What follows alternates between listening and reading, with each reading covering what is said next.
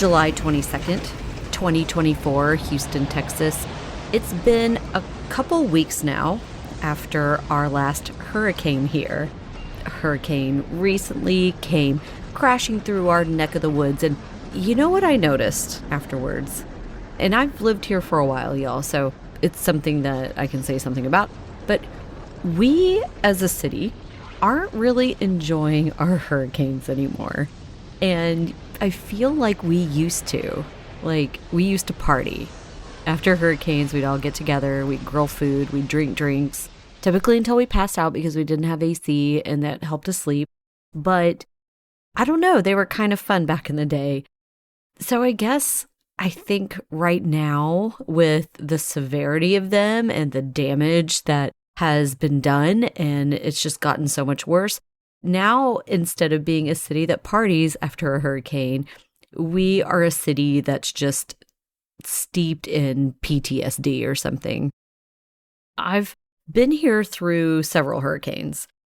Ike was a doozy. It turned I-10 into a river. I lived in the Houston Heights, and we were without power for days, and it really sucked. Just before that one, of course, was Hurricane Rita, which played a nasty little trick on us. We were pretty scared of this one. We thought she would be our Katrina. And so most of us tried to escape and head north, but instead the evacuation plan failed, and we were all left stranded in our cars on the freeway for hours on end. Then there were some tropical storms, right? And most of the time we turn up our noses at tropical storms because we can handle those. But then there was Allison that came along, and it flooded Houston badly. We needed boats to get through the city. And that was just a prequel for our most recent flooding storm, which was Tropical Storm Harvey. We needed Noah's Ark for that one. The flooding was so bad. There are those. And recently, we had a derecho. I think I'm saying that right because none of us had ever heard of that before. And we had one right before Beryl. Apparently, these types of storms can produce winds that cause destruction similar to giant tornadoes. And it did. Hit my neighborhood very hard. It came in sweeping like an event horizon. It really knocked the breath out of us. So, of course, now on the heels of that, we had this Hurricane Beryl that they classified as just a Cat 1, but I don't know about that, y'all. I don't know if you guys stayed up for it. I stayed up for it. It was intense. It was scary. It tore through us like an angry toddler. I didn't like it. But here we are now, and we're still recovering from those two events with our PTSD intact. A lot of us now have our power back, thank God. Many of us went without 2 weeks after that storm as well. And it reminds me of, and this will be the storm that always stands out in my mind because it was my very first hurricane. You never forget your first one, right? My very, very first hurricane, and the one I'll always remember, was Hurricane Alicia. She hit us in August 1983, right before my 7th birthday. Now, Hurricane Alicia was a big mama. She was a Cat 3. And at the time, my family, we lived in Baytown. We lived off of Massey Tompkins Road. My dad was a cop back then who was just a patrol officer, so he was pretty new. But he had to go out in the storm. And so I was this weird little kid. I took things very literally, neurodivergent before it was cool. But we just learned about hurricanes in school and what they were capable of and how the great winds could knock over trees and billboards and even buildings. So when my dad would leave to go out in the storm, what played in my mind over and over were visions of him being blown away by great gusts of wind, like what happened to the nannies in the beginning of Mary Poppins. So that's what I saw in my head. And so I was scared to death every time he left, and I cried. It was a scary time. It was our first time without power. They, of course, had a generator, so they rigged everything and we could watch TV. We watched The Wizard of Oz somehow, some way. And Hurricane Alicia came, it went, it didn't blow away my dad. He came home every night, safe and sound after work. It left behind a mess, for sure. During the weeks and months after the hurricane, Baytown had to pick up all the scattered pieces. We have a lot of neighborhoods in Baytown, so from Lakewood to Kings Bend, all of these neighborhoods took weeks, months, but they were all put back together again. All except for one neighborhood. And that's the neighborhood I want to tell you about. This neighborhood was called Brownwood Estates. Now, this neighborhood was built in the 1930s for executives of Humble Oil, which is now Exxon. The peninsula on which it was built was surrounded by once was sparkling water, and there, across the water, was the newly built refineries that ran day and night that would eventually become the largest refinery complex in all the world. So there we go. We had this back then. We have this beautiful neighborhood. It was hoity-toity and it was awesome. And I think about how those men must have looked on in great pride from that distance across the water, from their fancy homes with their fancy yards, over to their refineries that they built, their pockets swelling with money, building for themselves a land of milk and honey. But in the following decades, Brownwood Estates, it just kept growing. It remained beautiful. The Tri-Cities, which were Baytown, Goose Creek, and Pelly, united in 1948 to form the city of Baytown.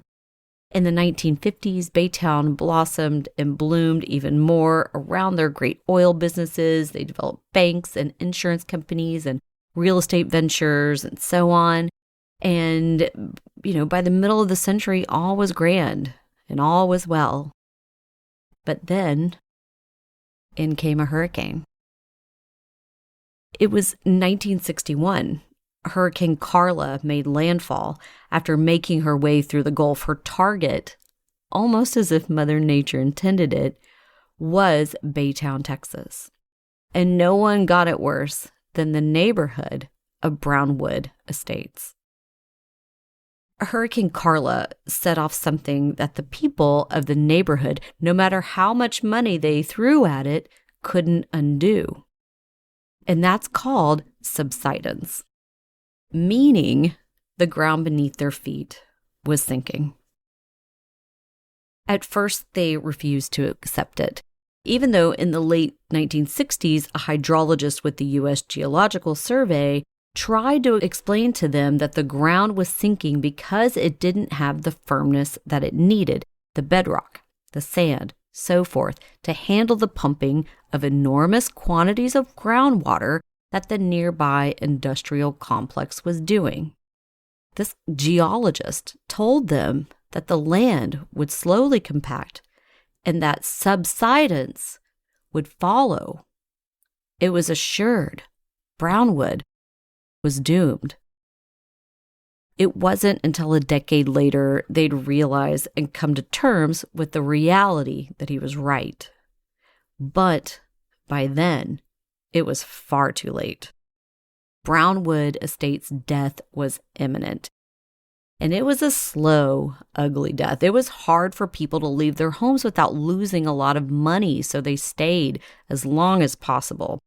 Houses started flooding, and by that time, not just during hurricanes, but during regular storms, or even on just windy days when the tides were high. The neighborhood and its remaining people managed to hang on until Hurricane Alicia barged its way in 1983 to finish the job. And that, as they say, was that. Brownwood was no more. My memories of what was left after Brownwood's demise are from my high school years in the 1990s. Yes, I'm old. We would go out to Brownwood in my Bronco 2, and we would drive around at night. All that remained at that point was the streets and the driveways, but there were no homes or structures, just water and marsh and streets and driveways. It was a ghost neighborhood. It was dark and eerie, and honestly, I loved it because that's what I like. Currently, the place where Brownwood Estates once stood is a nature preserve, And recently I had a chance to go see it and drive through its winding streets. And funny, not so funny, it actually rained that day, so we didn't go out on the trails, just drove along the water where the houses once stood in Brownwood Estates that was once the River Oaks of Baytown. Driving around, I couldn't help but think about those executives back in the day, back in the 1930s and 40s, those men who built those houses, who eventually died out one by one, probably before ever knowing what the end had in store. Those houses they built, this great estate that was supposed to be a legacy for their kids and grandkids, was instead destroyed house by house until there was nothing left but a nature preserve. I guess the lesson here is it all goes back to nature eventually. And in some places that happens faster than others. Some people think right now we are in the midst of a reckoning with Mother Nature, that the storm surges, the tornadoes, the flooding, the fires, the droughts, the derechos are all her way of evening the score with us. They believe that big oil and our dependency on it through a well-crafted design, I might add, is mostly, if not entirely, responsible for it. Here's the deal. Where I'm from, the undoing of oil means the undoing of us, the undoing of Texas as we know it, and many of us are not ready for that.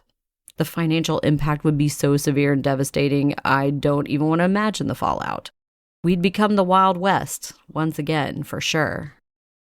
But a big part of this series about the cold case of Debbie and Sandy deals with the economy in the 1980s and what happens when Texans can't lean on the industry that built it, the oil industry.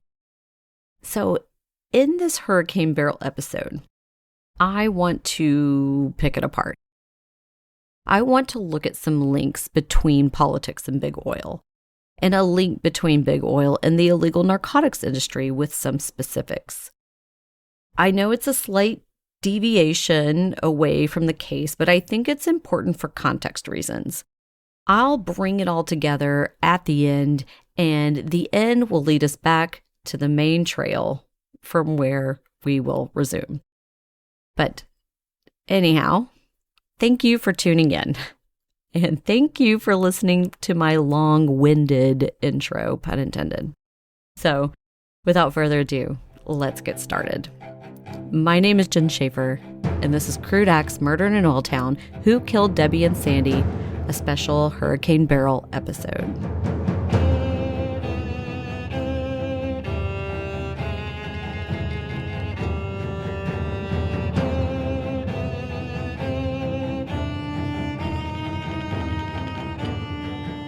I want to kick off this episode with a little oil history. And I know you're like, oh no, not again. You're so boring.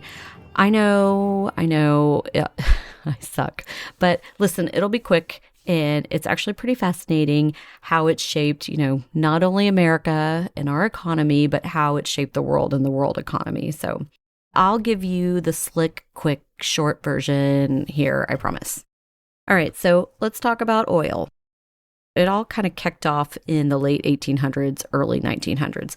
Now, I could talk about the small names that did the big things, like Edwin Drake, who in a place called Titusville, Pennsylvania, was the first American to successfully drill for oil. But, pish posh, he died broke and busted, so let's move on.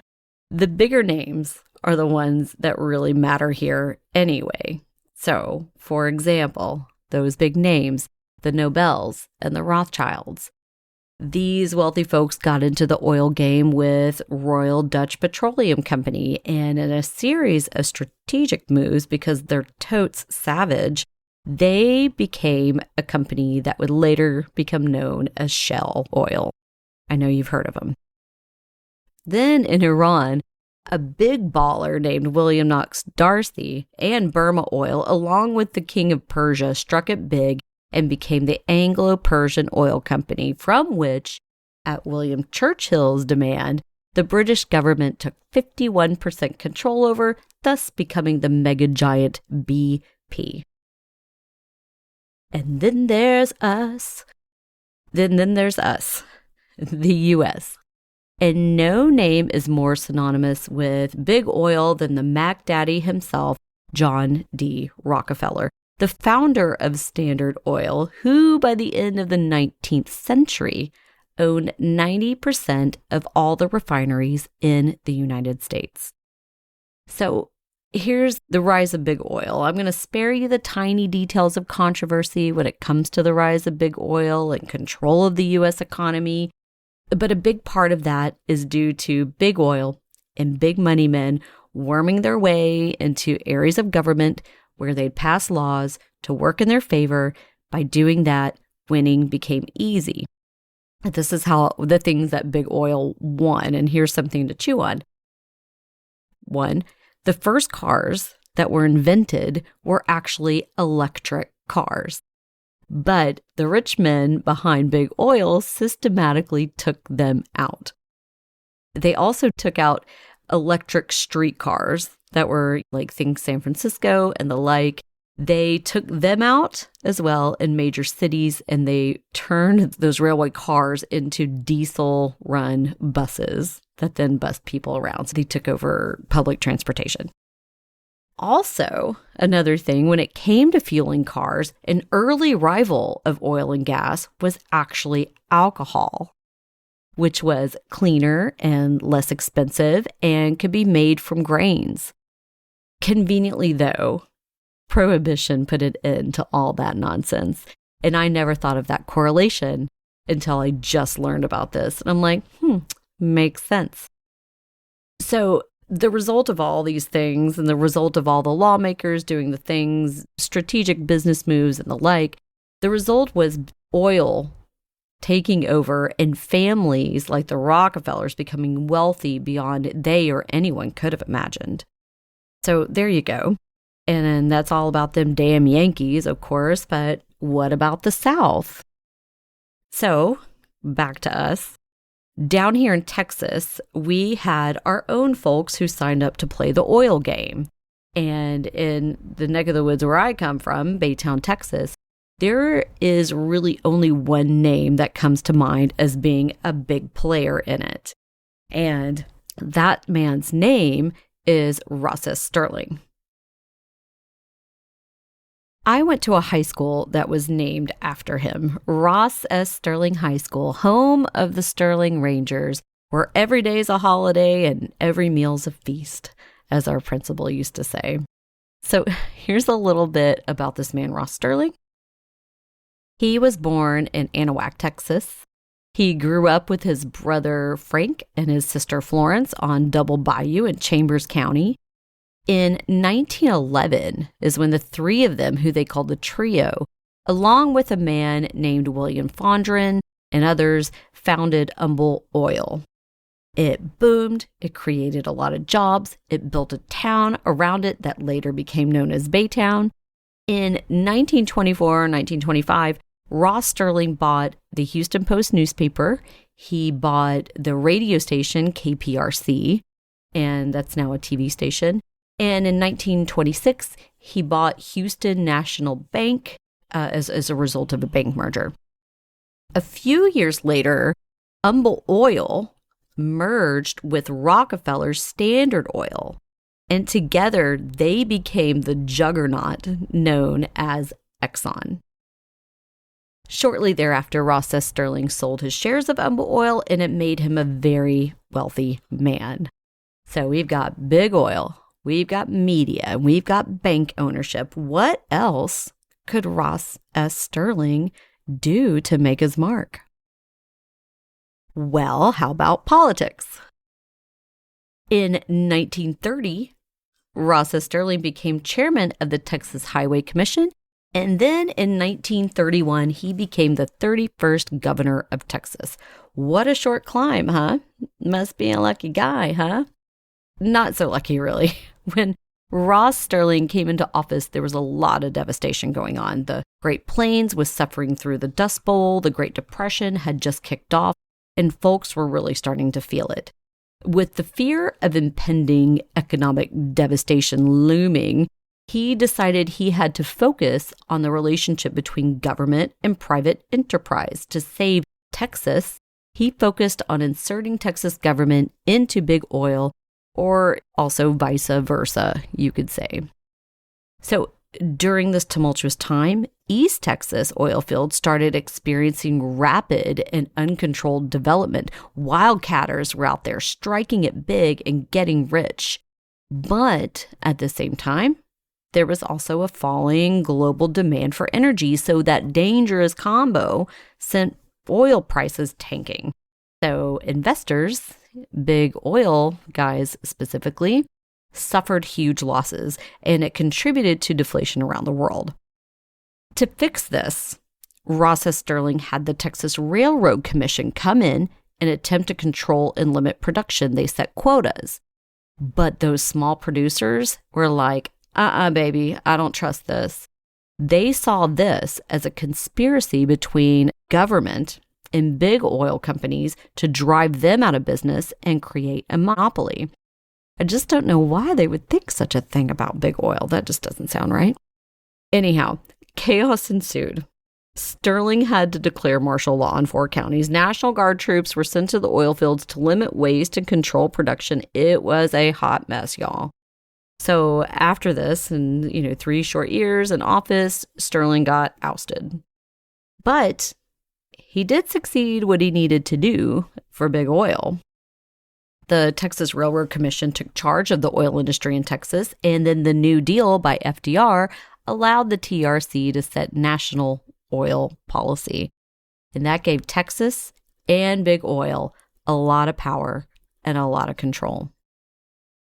So that's the story of Ross S. Sterling, our 31st governor. And with that in mind, I want to fast forward a little bit and tell you about another Texas governor who left his mark here.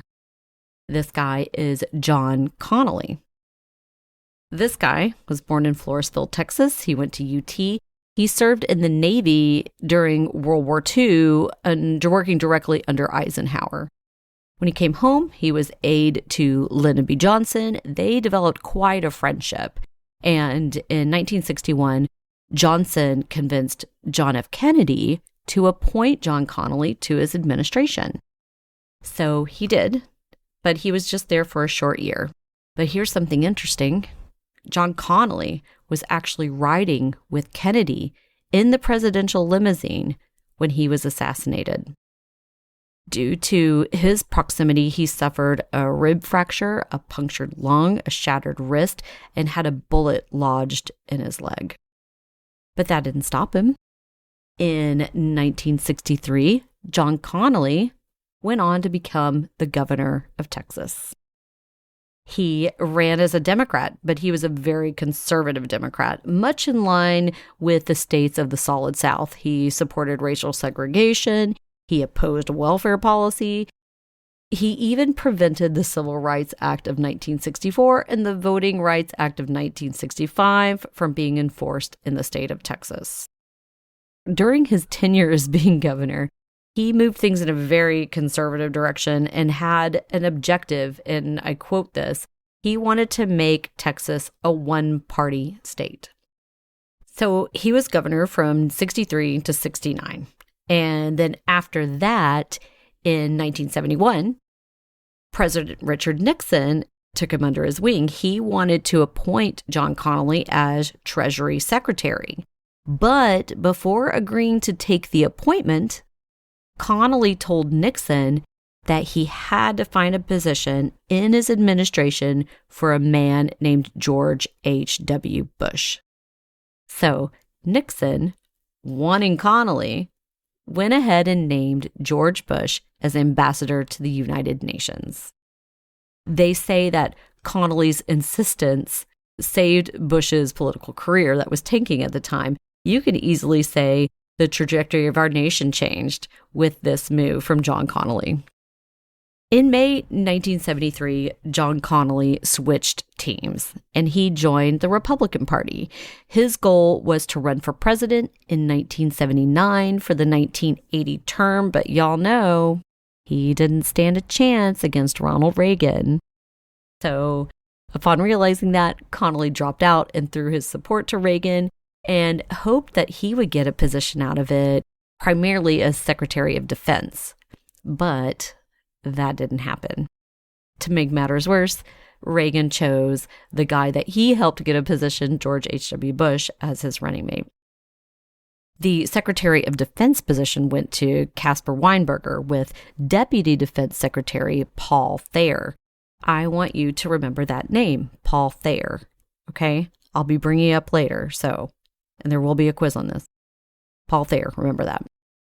In February 1982, Connally went into the business of real estate development. He got out of politics and decided to, let's work on building some money. And initially, the timing was right. It was perfect. There was an oil boom in Texas, and prices were ranging up to $37 a barrel.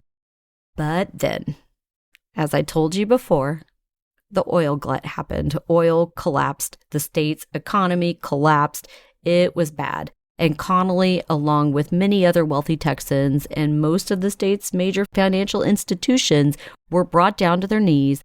John Connally declared bankruptcy in 1986, along with many others. He went on to live a quiet life after that, and then he died on June 15th, 1993, at the Methodist Hospital in Houston. The positions John Connally held took him to the highest echelons of society and business. But more than likely, he got shut out of American politics because of past scandals. It could be that in 1981, Connally was alleged to be aware of Operation Red Dog, a plot by white supremacists to overthrow the government of Dominica, or he had past bribery scandals during his time in office, and it could have been those. But I think it was probably due to this, because he had a very close relationship with a very wealthy Texan who had a huge scandal of his own. And this, of course, comes with another story. This story is about a man named Rex Cobble. Now, I first read about him in a Texas Monthly article written by Lawrence Wright in November 1980. And the story talks about this guy, Rex, who was born in Vaughn, Texas, to poor cotton farmers. And in his 20s, he became super wealthy from wildcatting. And I talked about this before. For those of you who don't know, a wildcatter is an individual who drills in areas not known to be oil fields in hopes of getting lucky and striking it big. Think the movie/books Giant and There Will Be Blood. That's wildcatting. So Rex Cobble was one of the lucky ones. While wildcatting, he struck it big, he got rich, and then a decade later became even wealthier after marrying a woman named Josephine Hughes Sterling. Rex Cobble then became allies with influential politicians in the state of Texas due to his large and frequent campaign donations. Most notably, he became super close friends with Governor John Connally in 1963. Rex donated a lot of money to get Connally elected, so Connally in turn appointed Rex to head up the TAC, also known as the Texas Aeronautics Commission. It was a small-time agency that built boondock airports, but had a lot of power in the playing game. During Rex's tenure with the TAC, some of the governor's friends and business associates invested in a little infant commuter airline called Southwest Airlines. Tough guy Rex Cobble forced through rulings in favor of Southwest to help it grow. Another commissioner with the TAC made a case that what Cobble was doing was a conflict of interest, but through brute force, Rex pushed him out of the TAC altogether. And of course, we know where Southwest is now in the airplane game. During this time, Rex Cobble also became a member of the Special Texas Rangers. This is an organization of law enforcement enthusiasts. They were cattlemen, corporate executives, lobbyists, big oil men. and they were allowed to carry guns and badges and even dress like the Texas Rangers. Rex also got in tight with the Department of Public Safety's narcotics division. And I want to add a quote here because this is from what I read, Lawrence Wright's article. So he said in his article, and I quote, that the DPS is a netherworld of hustlers and sharks who were nearly indistinguishable from the element of society they were supposed to please. I thought that was interesting, and I just wanted to say it. So Rex Cobble used the DPS for part-time security work, and frequently he lent them money and let them use his plane. At one time, he had 4 ex-DPS agents working directly for him. They even made him an honorary member of the Texas Narcotics Officers Association, and he, in turn, threw lavish parties for them. And, of course, all of this is fine and well. Rich men supporting law enforcement, giving them money to build and grow. What could be wrong with that? Well, it's wrong when you discover Rex Cobble's other sources of income. In the 1960s, Rex Cobble hired a man named Charles Muscles Foster to help him with his expanding horse business. Rex was famous for his horses, and he had a retail store named Cutter Bill's Western Wear, which was like the Neiman Marcus for cowboy attire. Then in the mid to late 70s, some big-time dope smugglers out of Florida wanted a new base of operations, and what Muscles brought to the table, Cobble's land and money and connections to politicians and law enforcement, was a perfect fit for them. So they all banded together and they created a smuggling group that became known as the Cowboy Mafia. They had importing spots along the Gulf Coast, and their headquarters was a spot off of High Island, Texas, in a cover business called Thompson Seafood Company. So this is how they did it. They used the company shrimp boats to head out to Colombia to pick up the product. With an average load of 35,000 pounds, that would net $5 million, and they would bring it back home to store it and then, of course, ship it out. Court documents would later attest that during its brief 2-year time span between August 1976 and December 1978, Thompson Seafood Company was responsible for the influx of 172,000 pounds of marijuana into the United States, valued at a whopping $34 million. It is still considered one of the largest drug importation outfits in U.S. history. So, this is how they got caught. First off, those Florida guys who teamed up with Muscles Foster, who was a direct hire of Rex Cobble, were already under the watchful eyes of the feds. So the guys were being watched and monitored. They partner up with Muscles with the money and connections and everything from Rex Cobble. Then on Thanksgiving 1978, Charles Muscles Foster and the Cowboy Mafia, they were all arrested in Port Arthur, Texas, after attempting to smuggle in 22 tons of marijuana onto a fishing boat. When they were caught, it was Foster that then named Rex Cobble as the financial supplier of the operation, which led to Cobble's arrest in Denton days later. Upon the feds looking into this, they discovered that the Texas Rangers had already stumbled onto marijuana at one of Cobble's ranches during those parties that I was telling you about. They knew it was happening, and safe to say his high-up friends knew as well. According to Les Wright, an initial investigation was dropped, and this is more than likely for the following reasons. One, because Rex was one of the principal sponsors of the Ranger Museum in Waco. 2, because of Rex's long membership in the Texas Narcotics Officers Association, like I told you. Or 3, because Rex was a strong supporter of the politician John Hill at the time, who was running for governor. Rumor was that if Hill won, he was going to put Rex in charge of all state law enforcement as Commissioner of Public Safety. So Rex, of course, at the time, he was safe as a kitten from state agencies, but the feds, not so much. They went after him full force. John Connolly tried to help him. He even spoke at his trial as a character witness, but no dice. They indicted Rex Cobble with 10 counts of violating RICO as well as the Travel Act, and he went to prison in 1987. After serving 5 years, Rex was released from prison, and he went on to live his life, a nice, quiet one.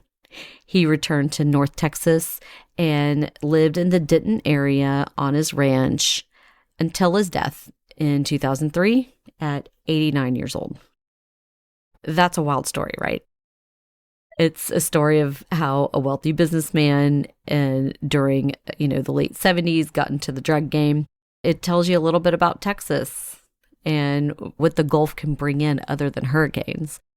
The story, of course, makes you wonder, what happened to the business after he and the cowboy mafia were caught? Did it just die out?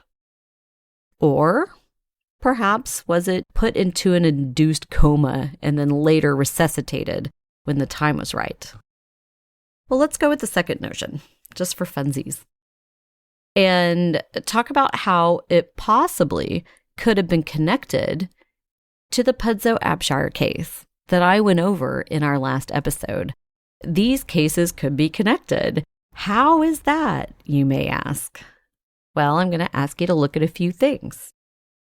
Let's look at geography first. So the abandoned airstrip where Pudzo-Abshire and his associates were busted for smuggling is less than 25 miles away from where the cowboy mafia's trafficking spot was, the Thompson Seafood House. And then we can also look at timeline. The Pudzo operation was allegedly connected to Ben Barrington, who was a huge smuggler.